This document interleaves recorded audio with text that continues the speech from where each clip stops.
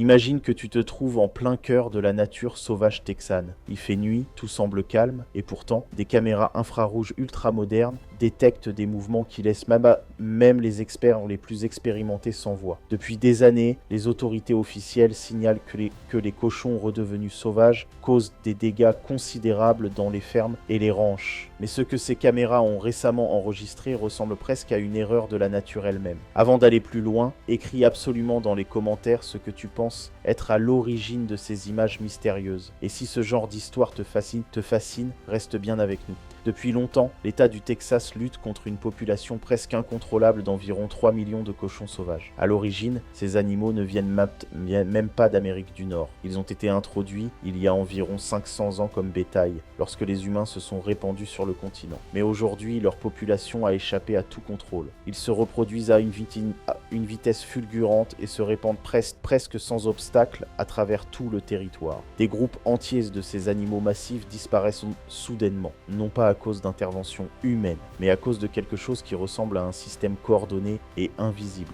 C'est précisément ce qui rend la situation si inquiétante. Car si quelque chose a réellement changé, cela concerne l'équilibre écologique de toute la région. Au Texas, ces animaux vivent désormais dans presque tous les comtés. Il ne s'agit pas simplement de cochons ordinaires, mais d'un mélange robuste de porcs domestiques échappés et de sangliers européens. Ils sont puissants, intelligents et extrêmement adaptables. Des qualités qui en font l'un des plus grands défis écologiques de la région. Pour tenter de contrôler la situation, les autorités locales et fédérales déploient des mesures massives. Cela inclut des chasses à grande échelle au sol, d'énormes pièges et même des opérations aériennes avec des hélicoptères. C'est en réalité une lutte permanente pour protéger les terres agricoles. Chaque année, ces animaux causent des dommages s'élevant à des centaines de millions de dollars. Ils détruisent les cultures, abattent les clôtures et contaminent des sources d'eau vitales pour d'autres espèces. Pour comprendre l'efficacité de ces mesures, les autorités utilisent des technologies modernes.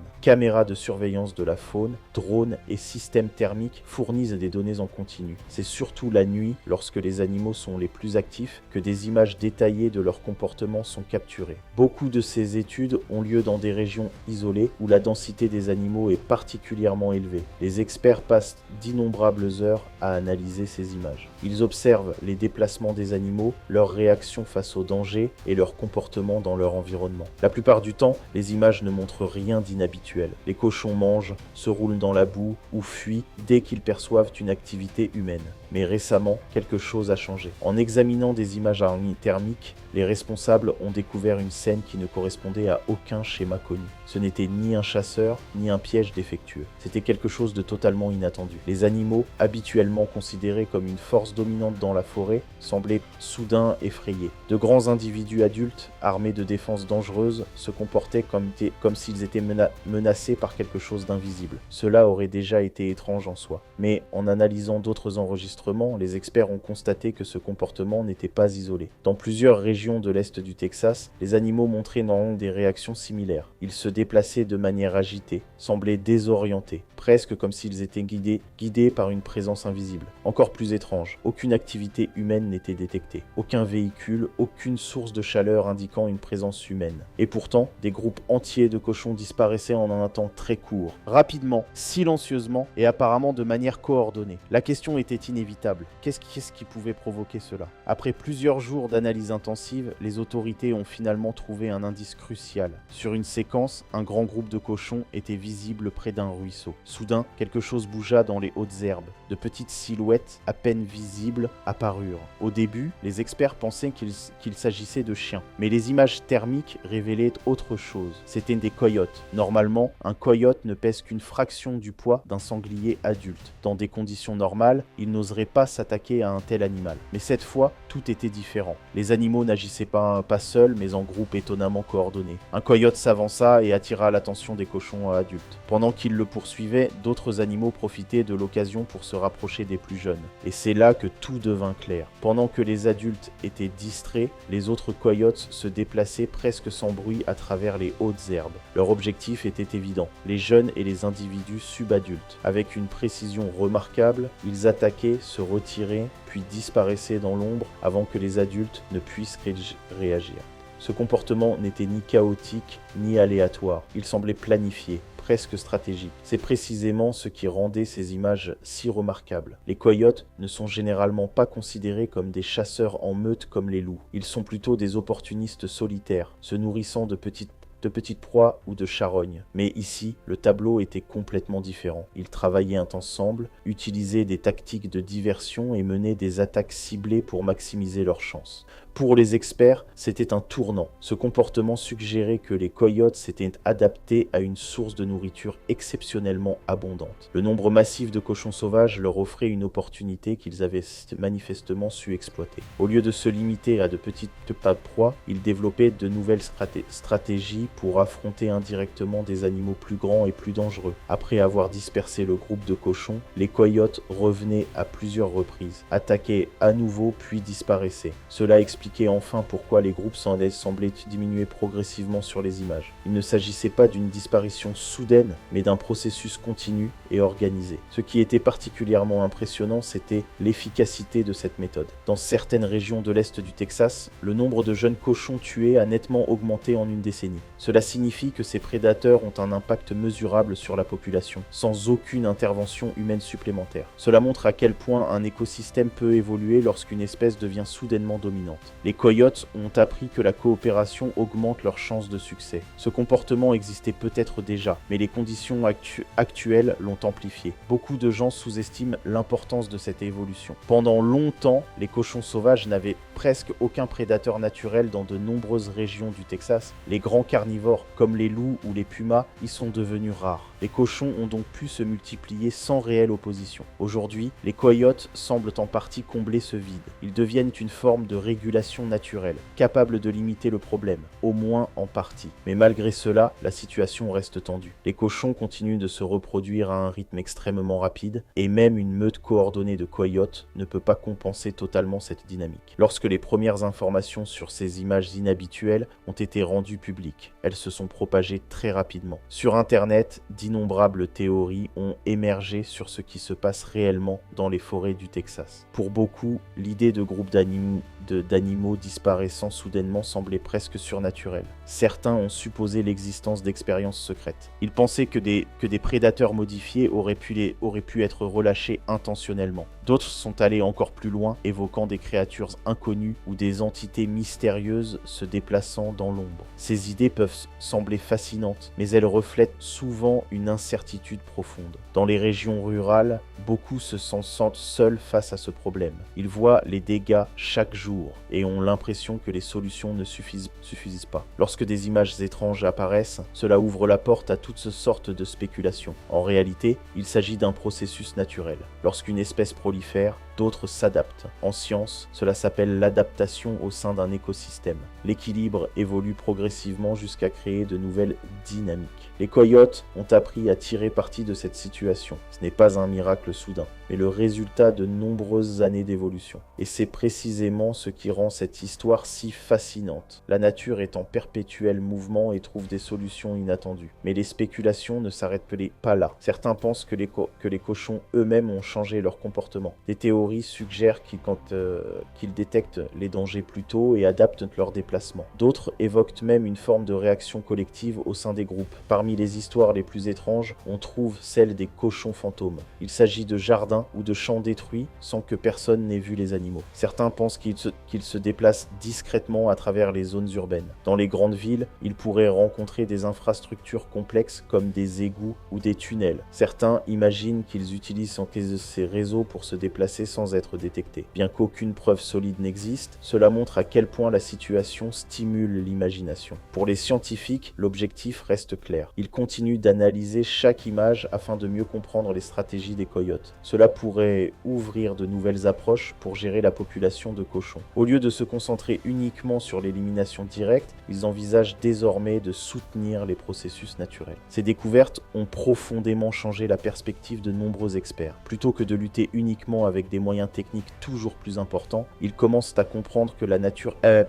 elle-même peut faire partie de la solution. Les coyotes, autrefois considérés comme nuisibles, deviennent de véritables alliés stratégiques. En suivant leur déplacement, les chercheurs identifient des zones où la pression de chasse est particulièrement forte. Ces zones pourraient être utilisées pour contrôler indirectement la population de cochons en réduisant les interventions humaines là où la nature agit déjà efficacement. Cependant, une réalité demeure, le nombre de cochons sauvages est devenu si élevé que le contrôle total dépasse les capacités humaines. Pour simplement stabiliser la population, il faudrait éliminer entre 70 et 75% des animaux chaque année. Ajoutons à cela leur reproduction rapide. Une seule femelle peut avoir plusieurs portées par an avec plusieurs petits à chaque fois. Même après des campagnes de réduction massive, la population se reconstitue rapidement. C'est ici que le rôle des coyotes devient crucial. Contrairement aux actions humaines ponctuelles, ils exercent une pression constante. Jour et nuit, ils observent, chassent et s'adaptent. Cette influence modifie non seulement le nombre d'animaux, mais aussi leur comportement.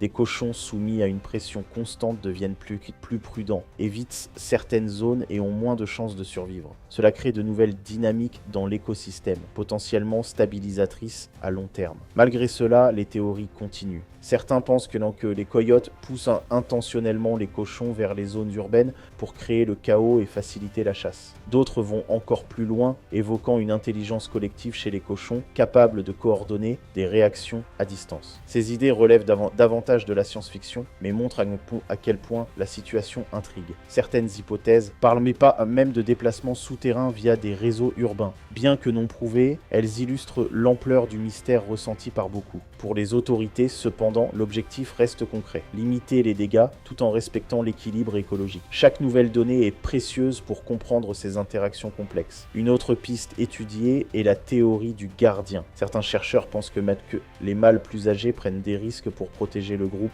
attirant les menaces pendant que les femelles fuient avec les petits. Si cela se confirme, cela révélerait des structures sociales bien plus complexes que prévu.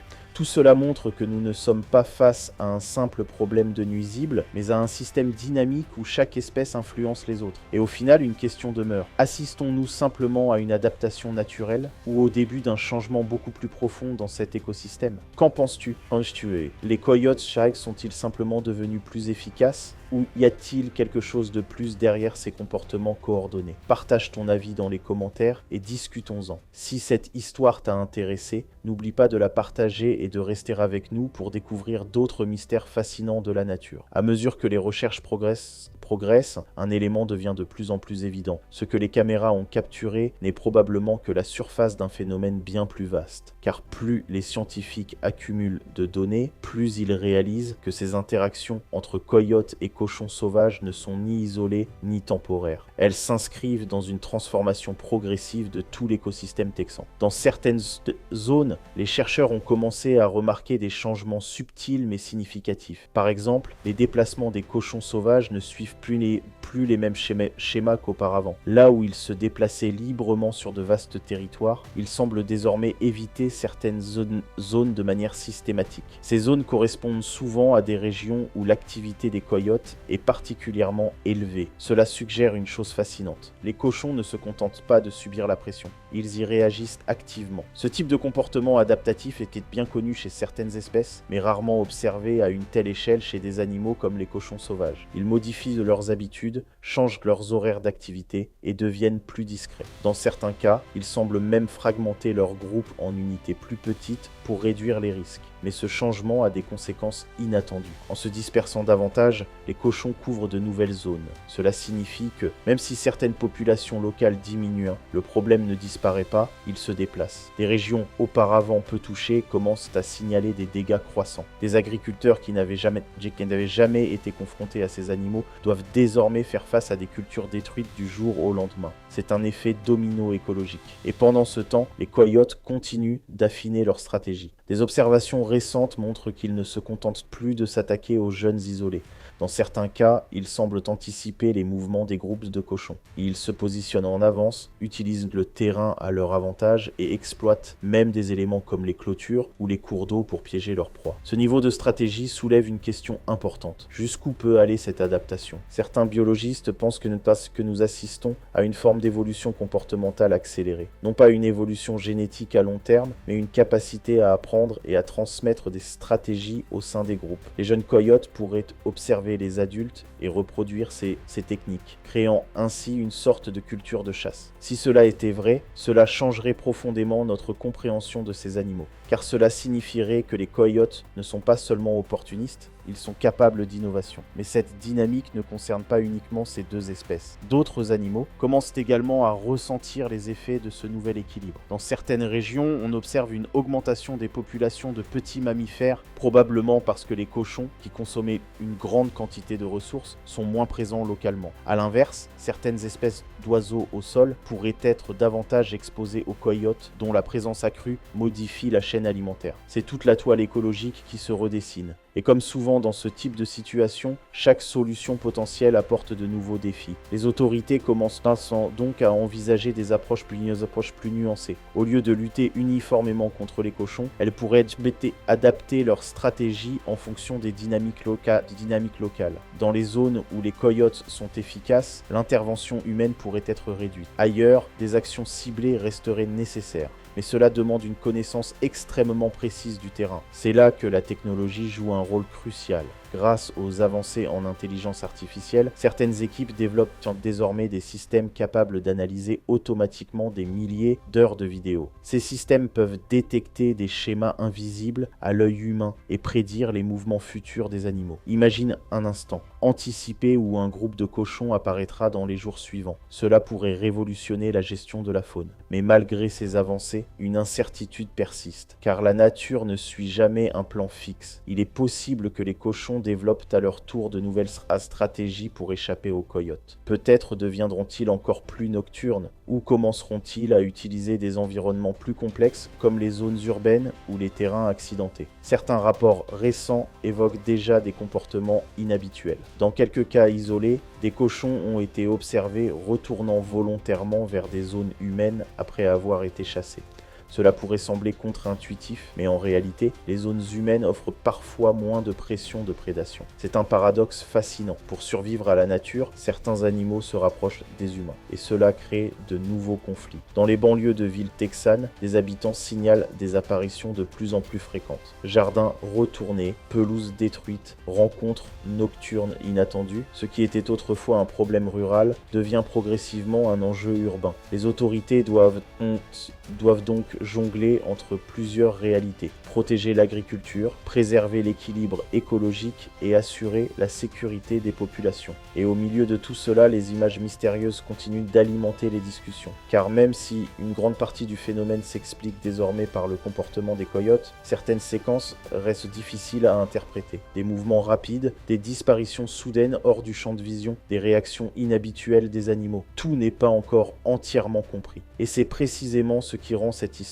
si captivante. Elle nous rappelle que, malgré toute notre technologie, la nature conserve une part de mystère. Un système complexe en constante évolution où chaque réponse soulève de nouvelles questions. Alors peut-être que la vraie question n'est pas seulement ce qui se passe dans ces forêts, mais jusqu'où ces changements peuvent aller. Sommes-nous en train d'assister à une simple adaptation locale, ou au début d'un phénomène qui pourrait s'étendre à d'autres régions du monde? Car après tout, les cochons sauvages ne vivent pas uniquement au Texas. On les trouve dans de nombreuses parties du globe, et les coyotes, eux aussi, élargissent progressivement leur territoire. Si ces dynamiques se reproduisent ailleurs, les conséquences pourraient être bien plus larges que prévu. Une chose est sûre, les prochaines années seront décisives. Et toi, qu'en penses-tu maintenant? Est-ce que cette évolution te semble rassurante, comme une preuve que la nature peut se réguler elle-même, ou au contraire inquiétante, parce qu'elle échappe en grande partie au contrôle humain? As-tu déjà observé des comportements inhabituels chez des animaux près de chez toi? Partage ton expérience dans les commentaires. Tes observations pourraient